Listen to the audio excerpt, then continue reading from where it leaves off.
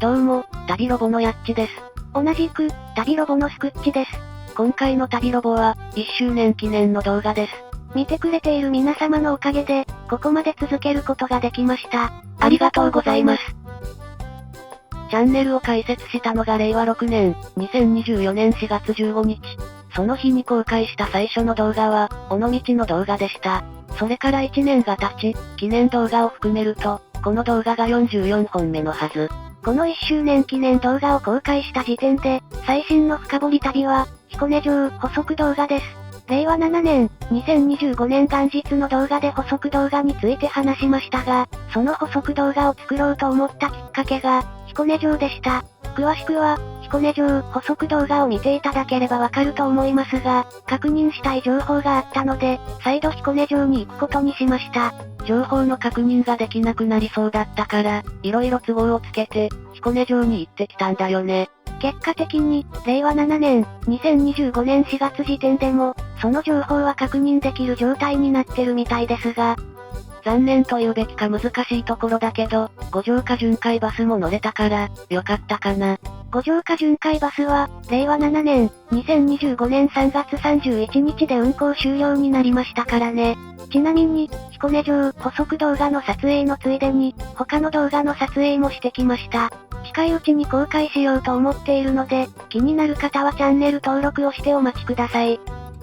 彦根城補足動画の話から始まったので、その動画の裏話でもしようと思います。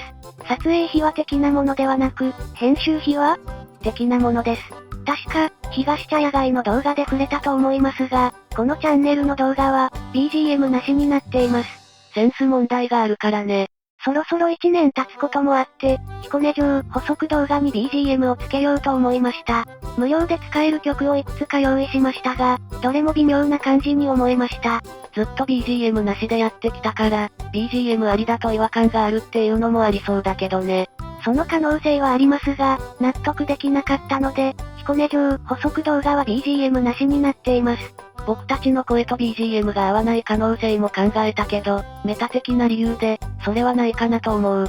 深掘り旅の動画に変な BGM というのは良くないので、実験的にこの動画に BGM をつけています。BGM のありなしについて、コメントで意見をいただけると助かります。ぜひお願いします。楽しみにしてくれてる人がどれだけいるかわからないけど、東海道53次の宿場巡りシリーズは、継続中。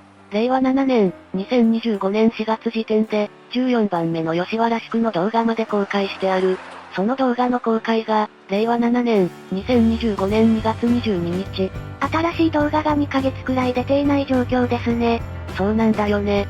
それには少し理由があって、ここでその理由をお伝えしようと思う。このチャンネルで、再生数が異常なほど多い動画がある。川越駅の統合構想の動画ですね。他の動画だと、東山瀬発祥の地小田原説と、多摩モノレール箱根ヶ崎延伸。この動画を編集してる、令和7年、2025年4月時点で、川越駅の統合構想は再生数が6万8000回を超えてる。東山瀬発祥の地小田原説は約1万4000回で、多摩モノレール箱根ヶ崎延伸は約5700回ですね。東海道53次の宿場巡りシリーズで多いのが、藤沢宿と小田原宿の約1000回。この再生数の違いが、理由の一つ。東海道53次の宿場巡りシリーズも楽しいけど、どうせならたくさん見てもらえる動画を作りたい。そういうことを考えて、撮影計画を考えてた。ただ、残念なことに、後追い的な動画は、あまり再生されてなかったりする。東山瀬発祥の地川越説とか、多摩モノレール町田延伸の動画ですね。僕としては面白い動画になったと思ってるんですけどね。こんな感じで、東海道53次の宿場巡りシリーズが後回しになってる。理由はそれだけじゃなくて、単に冬は日が出てる時間が短いっていうのもある。東海道53次の宿場巡りシリーズは、続けて撮影することが多いから、明るい時間が長い方がいい。撮影途中で暗くなる可能性を考えて、撮影に行くかを迷ってた。もう4月で、日も長くなったので、撮影に行きやすくなりましたね。でも、時間の確保が難しくなったから、少しペースは落ちるかなと思ってる。とりあえず、梅雨入り前に、何箇所か撮影に行く予定。東海道53次の宿場巡りシリーズは、晴れか曇りの日の方がいいですからね。そうなんだよね。梅雨が明けたら猛暑だろうから、梅雨入り前にどれだけ撮影できるかってところ。真夏の宿場巡りは、危険すぎますよね。そうだよね。今までの経験から考えると、最高気温が30度を超えると無理な気がする。今年の夏は、去年より涼しければいいんですが、真夏は撮影ができないつもりでいた方がいいよね。そうですね。そう考えると、やっぱり梅雨前までが勝負だね。東海道53次の宿場巡りシリーズ以外も、暑すぎて撮影が難しい可能性もありますからね。裏話としては、多摩モノレール町田延伸について話さないといけないんじゃない？撮影計画の話ですね。多摩モノレール町田延伸の延伸ルートは、多摩センター駅から町田駅までの約 16km です。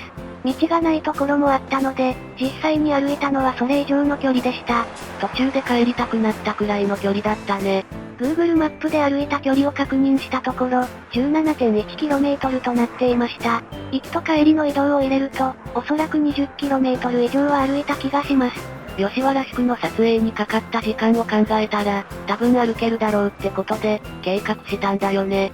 そうです。吉原宿は原宿とセットでの撮影だったので、歩き回った時間的には、大丈夫だと判断して計画しました。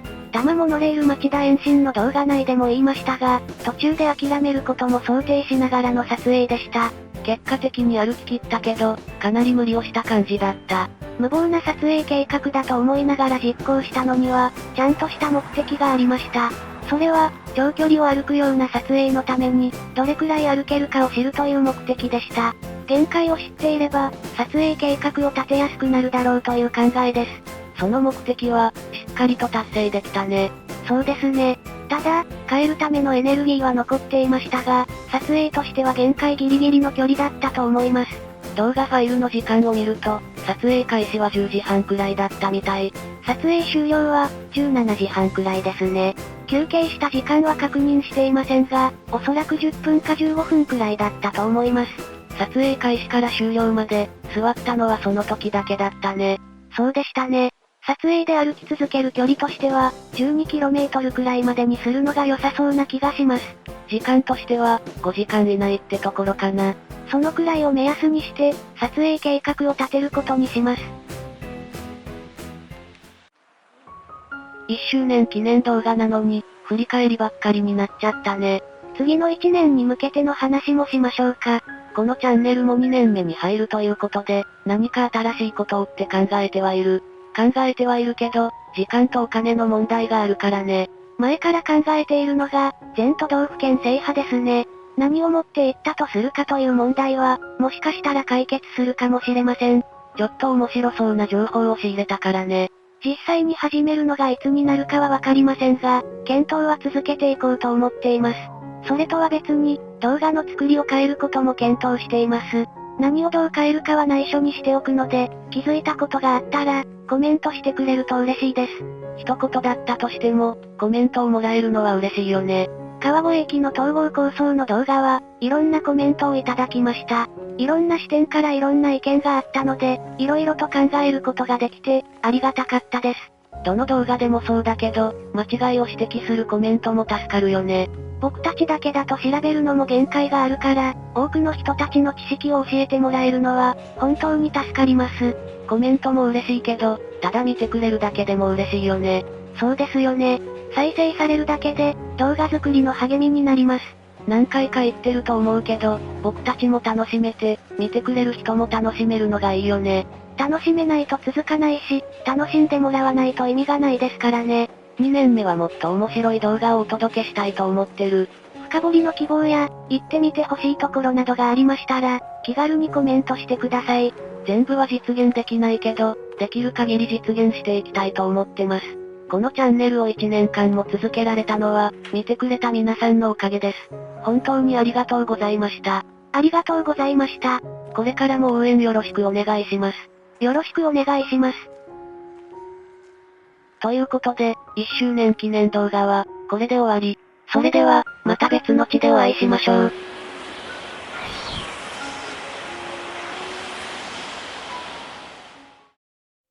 ご視聴ありがとうございました。チャンネル登録、高評価で、僕たちの旅を応援してくれると嬉しいです。